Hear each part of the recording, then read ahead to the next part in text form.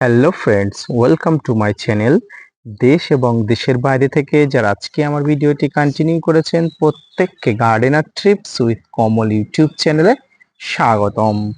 তো ফ্রেন্ডস, আমরা ছাদ বাগানে সবাই একটি করে সবেদা গাছের চারা কালেকশনে রেখে থাকি। তো সেই সবেদা গাছ থেকে প্রচুর পরিমাণ ফলন পাওয়ার আশায় আমরা বুক বেঁধে থাকি, কিন্তু কখনো কখনো ঘোরতর সমস্যার সম্মুখীন হয়ে যায়। সবেদা গাছে ফল আসা তো দূরের কথা, সেই গাছে ফুল অবধি আমরা দেখা পাই না। আবার কোনো কোনো সবেদা গাছে প্রচুর পরিমাণ ফুলের দেখা পেলেও ফুলগুলো খুব সহজে কালো হয়ে ছত্রাকজনিত আক্রমণে ঝরে পড়ে, ফল কোনোভাবেই হয় না। তো আজকের ভিডিওতে আমি কয়েকটি পয়েন্ট আলোচনা করব, যে পয়েন্টগুলো অত্যন্ত গুরুত্বপূর্ণ এবং তাৎপর্যপূর্ণ সমস্ত নতুন থেকে পুরনো ছাদ বাগানীদের কাছে।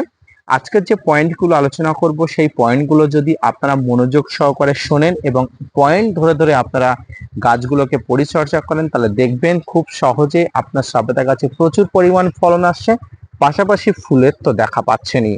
তো মনোযোগ সহকারে ধৈর্য নিয়ে ভিডিওটি দেখতে থাকুন।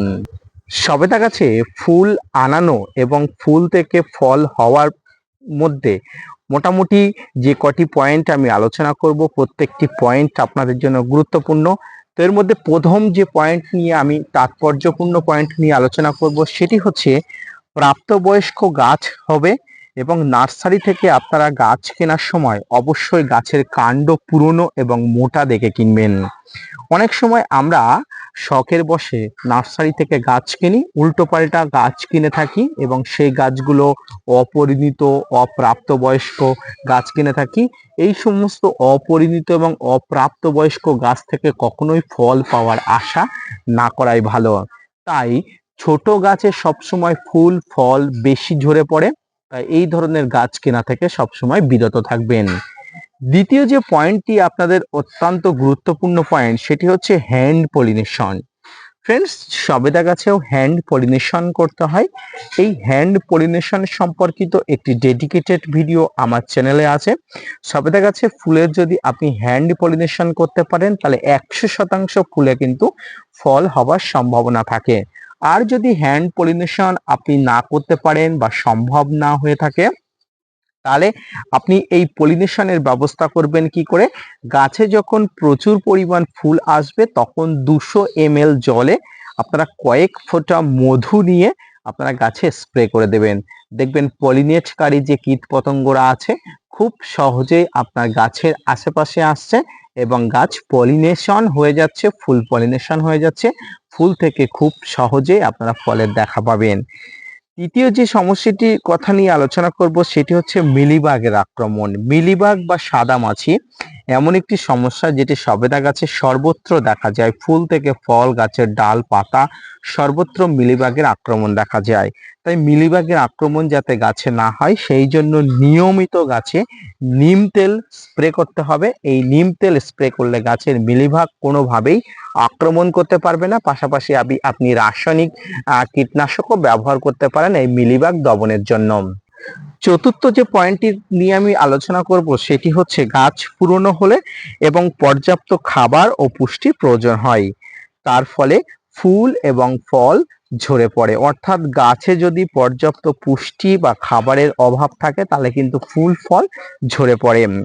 এবং পঞ্চম যে পয়েন্ট নিয়ে আমি আলোচনা করব সেটি হচ্ছে মাটিতে সরিষার খোল, হাড় গুঁড়ো, নিম খোল, শিংকুচি, সুপার ফসফেট, পটাশ দ্বারা অনুখাদ্য একসঙ্গে মিশিয়ে মাটির উপরে ছড়িয়ে হালকা করে জলের ছিটে দিয়ে দেবেন। অর্থাৎ সুষম খাবার গাছে অবশ্যই এই সময় দিতে হবে।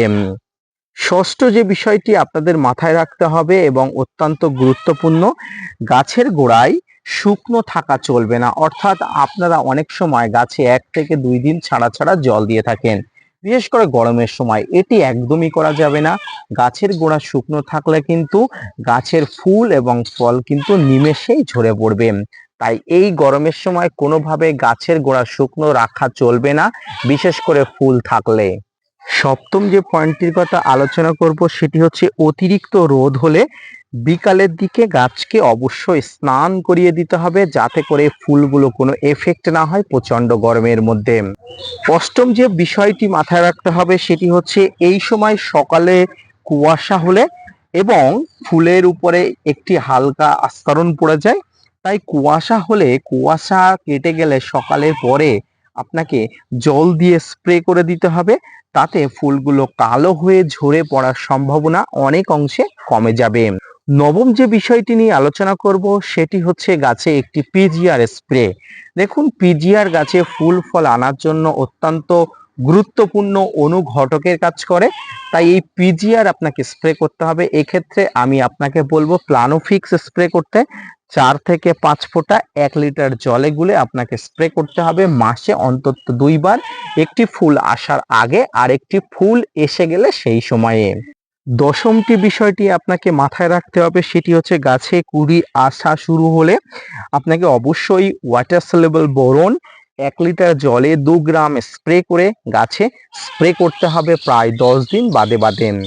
এবং 11তম যে বিষয়টি আপনাকে মাথায় রাখতে হবে সেটি হচ্ছে অনুখাদ্যের ঘাটতি যাতে কোনোভাবেই গাছে না হয় সেদিকে লক্ষ্য রাখতে হবে। তাই এই জন্য আপনাকে মোবোবিন বা অ্যাগ্রোনোমিন গোল্ড বা বায়োভিটা এক্স প্রতি মাসে একবার করে স্প্রে করতেই হবে। 12তম যে বিষয়টি আপনাকে মাথায় রাখতে হবে সেটি হচ্ছে গাছে ফুলের পরিমাণ কম হলে এনপিকে 0050 2 গ্রাম 1 লিটার জলে মিশিয়ে 10 দিন বাদে বাদে আপনাকে স্প্রে করতে হবে। ধরুন আপনার কাছে 0050 নেই, সেক্ষেত্রে আপনি 05234 আপনি স্প্রে করতে পারেন। এক্ষেত্রে একই রকম পরিমাণ অর্থাৎ 2 গ্রাম 1 লিটার জলে গুলে আপনি স্প্রে করবেন প্রায় 10 দিন বাদে বাদে বা 15 দিন বাদে বাদে একবার করে। 13তম যে বিষয়টি আপনাকে মাথায় রাখতে হবে সেটি হচ্ছে অপ্রাপ্ত বয়স্ক গাছ হলে ভালো ফুল ফল আসে। অর্থাৎ কথাটা আপনারা ভালো করে বুঝবেন যে গাছ যদি অপ্রাপ্ত হয়ে থাকে তাহলে কিন্তু ফুল ফল বেশি ঝরে। অর্থাৎ প্রাপ্তবয়স্ক গাছে কিন্তু প্রচুর পরিমাণ ফুল এবং ফল আসে। তাই আপনারা অপ্রাপ্ত গাছ থাকলে ফুল ফলের আশা বেশি করবেন না, সেক্ষেত্রে কিন্তু আপনি অনেক অংশে অসফল হবেন এবং অপ্রাপ্ত গাছ থেকে ফল নেওয়ার আশা নিলে কিন্তু আপনি অবশ্যই হতাশায় ভুগবেন।